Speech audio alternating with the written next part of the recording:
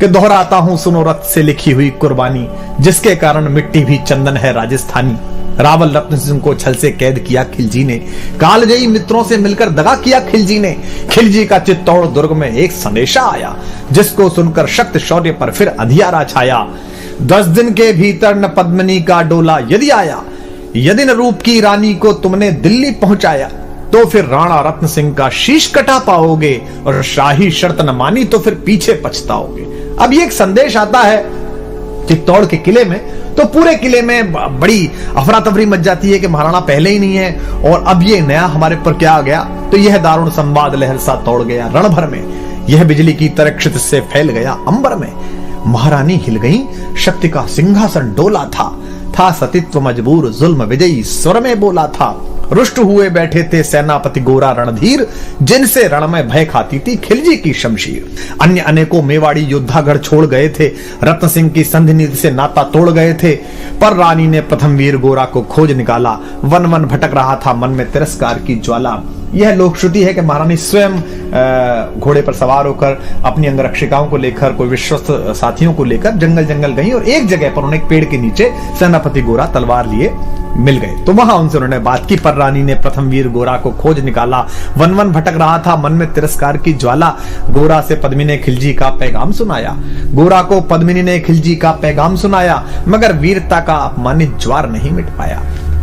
बोला, मैं तो बहुत तुच्छ हूं, राजनीति क्या जानूं। अव्यंग में कहता है कष्ट में है, दुख में है, पूरी परंपरा, पूरा वंश उसने सेवा में लगाया मेवाड़ राजवंश के, और वहां से अपमानित होकर लौटा है, तो कष्ट में है।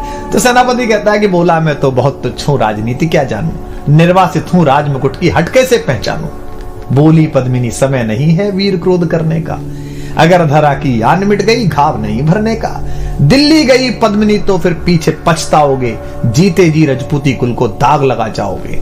राणा ने जो किया कहा वह माफ करो सेनानी, यह कह गोरा के चरणों पर झुकी पद्मिनी रानी। अब पद्मिनी, महारानी पद्मिनी, मेवाड़ राजवंश की आभा, मेवाड़ राजवंश की ज्योति, वो सेनापति को प्रणाम कर रही है चरणों में झुक के। ये क्या दृश्य है, ये क्या करती हो गोरा, पीछे हट बोला। और रजपूती गरिमा का फिर धधक उठा था शोला। महारानी हो तुम सिसोदिया कुल की जगदम्बा हो, प्राण प्रतिष्ठा एक लिंग की ज्योति अग्निगंधा हो। किन शब्दों से सम्मानित कर रहा है महारानी को।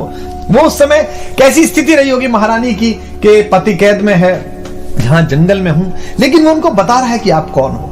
महारानी हो तुम सिसोदिया कुल की जगदम्बा हो, प्राण प्रतिष्ठा एक लिंग की ज्योति अग्निगंधा हो।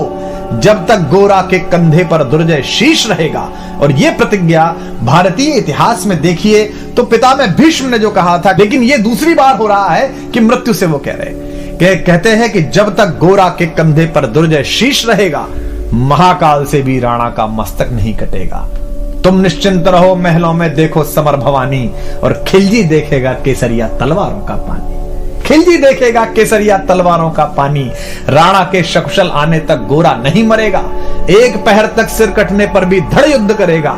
एक लिंग की शपथ, महाराणा वापस आएंगे, महाप्रलय के घोर प्रबंजन भी न रोक पाएंगे। शब्द शब्द मेवाड़ी सेनापति का था तूफानी, और शंकर के डमरू में जैसे जागी वीर भवानी, जिसके कारण मिट्टी भी चंदन है राजस्थानी। दोहराता हूं सुनो रक्त से लिखी हुई कुर्बानी।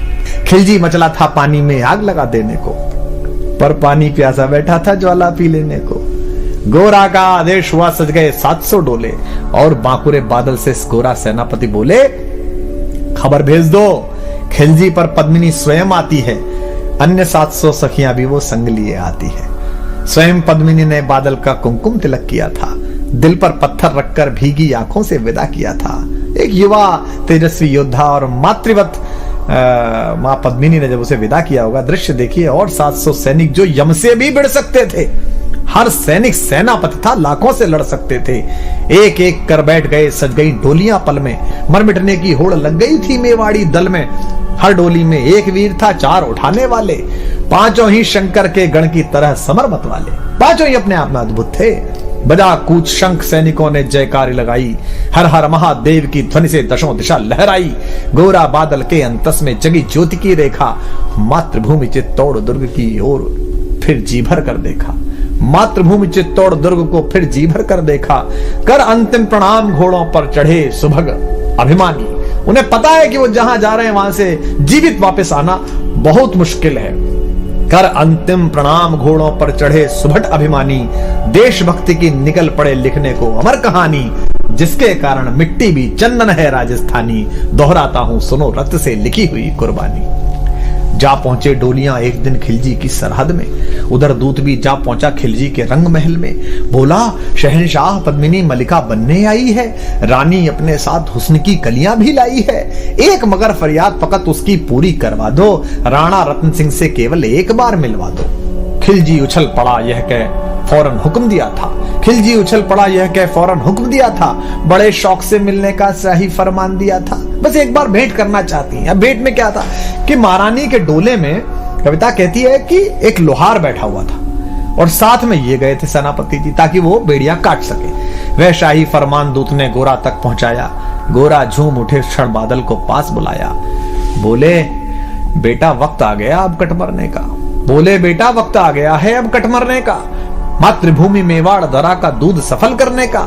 यह लोहार पद्मिनी भेष में बंदिग रह जाएगा, केवल 10 डोलियां लिए गोरा पीछे धाएगा, यह बंधन काटेगा हम राणा को मुक्त करेंगे, घुड़सवार कुछ उधर आगे ही तैयार रहेंगे, जैसे ही राणा आए वे सब आंधी बन जाएं और उन्हें चित्तौड़ दुर्ग पर वे सकुशल पहुंचाएं। अब आप तैयारी देखिए कि कितनी कठिन, पूरी सेना खिलजी की और ये चंद लोग, और उसके बाद भी अपने महाराज को महाराणा को किस तरह मुक्त कराने के लिए क्या संकल्प है कि उन्हें चित्तौड़ दुर्ग तक वे सकुशल पहुंचाएं। अगर भेद खुल गया वीर तो पल की देर न करना, और शाही सेना आ पहुंचे तो बढ़कर रण करना, राणा जाए जिधर शत्रु को उधर न बढ़ने देना, और एक यवन को भी उस पथ पर पांव न धरने देना।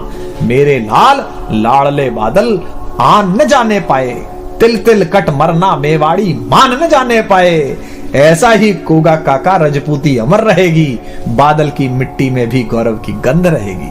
क्या तो गोरा है और क्या उसका भतीजा बादल है। ऐसा ही होगा काका रजपूती अमर रहेगी, बादल की मिट्टी में भी गौरव की गंध रहेगी।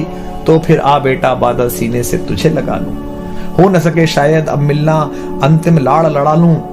यह कह बाहों में भरकर बादल को गले लगाया, धरती कांप गई, अंबर का अंतस मन भर आया। सावधान कह पुनः बढ़े पथ पर गोरा सेनानी, ऐसा ना हो जाए कमजोर हो जाए, इसने कहा सावधान कह पुनः बढ़े पथ पर गोरा सेनानी। पहुंच लिया झट से मुड़कर बूढ़ी आंखों का पानी, पहुंच लिया झट से मुड़कर बूढ़ी आंखों का पानी, जिसके कारण मिट्टी भी चंदन है राजस्थानी, दोहराता हूं सुनो रक्त से लिखी हुई कुर्बानी। तो अब योजना का क्रियान्वयन देखिए आप कि गोरा की चातुरी चली, राणा के बंधन काटे, छांट छांट कर शाही पहरेदारों के सर काटे।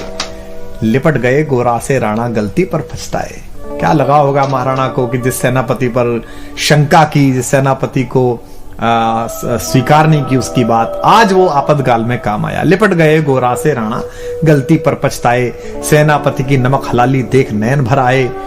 पर खिलजी का सेनापति पहले से ही शंकित था, उसे अंदाजा था कि कुछ गड़बड़ है। ऐसे लोग नहीं है जो इतने आराम से मान जाएंगे, ये रानी आ रही है और उसकी सखियां आ रही हैं, उसको संकट था। पर खिलजी का सेनापति पहले से ही शंकित था, वह मेवाड़ी चट्टानी वीरों से आतंकित था। जब यह मिलन लखा समझ पद्मिनी नहीं आई है, मेवाड़ी सेना खिलजी की मौत साथ लाई है। पहले से तैयार सैन्य दल को उसने ललकारा, निकल पड़ा टिड्डी दल, रण का बजने लगा नगाड़ा। दृष्टि फिरी गोरा की मानी, राणा को समझाया, रण मतवाले को रोका, जबरन चित्तौड़ पठाया कि आप तो जाई।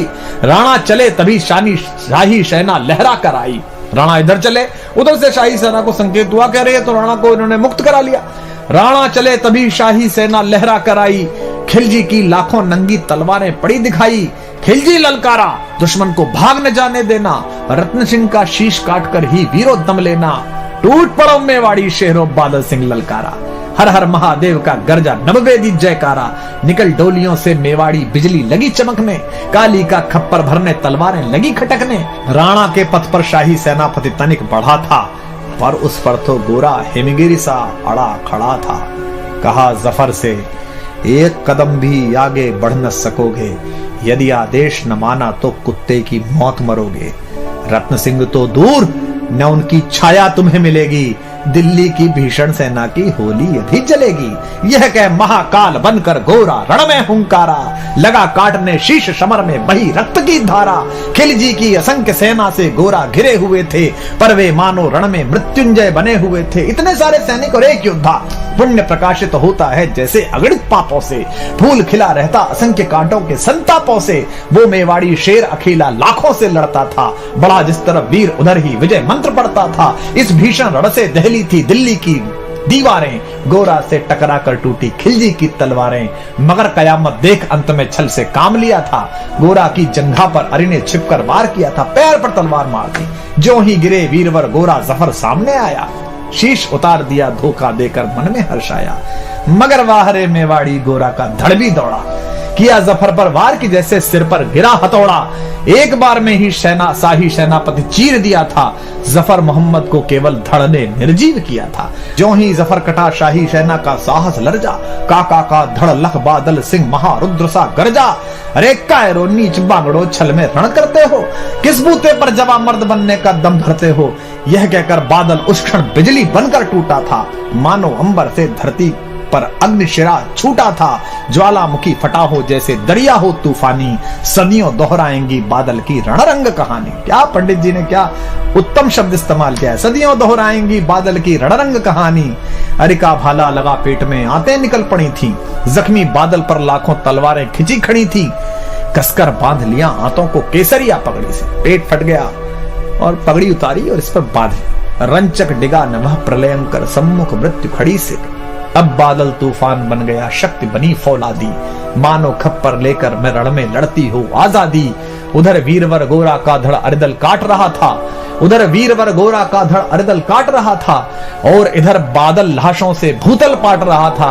आगे पीछे दाएं बाएं जमकर लड़ी लड़ाई, उस क्षण समर भूमि में लाखों बादल पड़े दिखाई।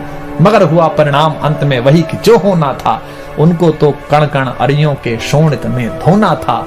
मेवाड़ी सीमा में राणा सकुशल पहुंच गए थे, गोरा बादल तिल तिल एक एक कर मिटे सभी मेवाड़ी वीर सिपाही। रत्न सिंह पर लेकिन रंचक आंच न आने पाई, गोरा बादल के शव पर भारत माता रोई थी। क्या क्या युद्ध है, क्या युद्ध है।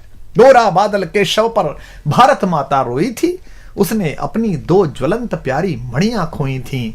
धन्य धरा मेवाड़, धन्य गोरा बादल अभिमानी, जिनके बल से रहा पद्मिनी का सतत्व अभिमानी। धन्य धरा मेवाड़, धन्य गोरा बादल बलिदानी, जिनके बल से रहा पद्मिनी का सतत्व अभिमानी। जिनके कारण मिट्टी भी है चंदन राजस्थानी। दोहराता हूं सुनो रक्त से लिखी हुई कुर्बानी, दोहराता हूं सुनो रक्त से लिखी हुई कुर्बानी।